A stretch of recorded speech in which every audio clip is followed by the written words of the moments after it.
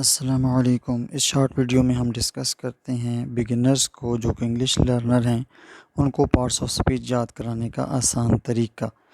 तो first of all है noun और नेक्स्ट है प्रोनाउन। नाउन ऊपर पढ़ लिया तो फिर नीचे प्रोनाउन के अंदर ये दोबारा आ गया। आगे नेक्स्ट है नंबर 3 वर्ब और नेक्स्ट आ गया नंबर 4 ऐड वर्ब। तो ऊपर वर्ब था तो नीचे उसके आ गया ऐड वर्ब।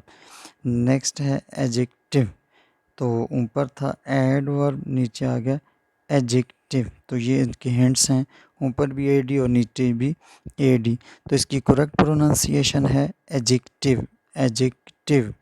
तो डी और जे जहाँ भी इकट्ठे आ जाएं तो वो डी साइलेंट होता है। नेक्स्ट है आर्टिकल और नंबर 7 है प्रेपोजिशन।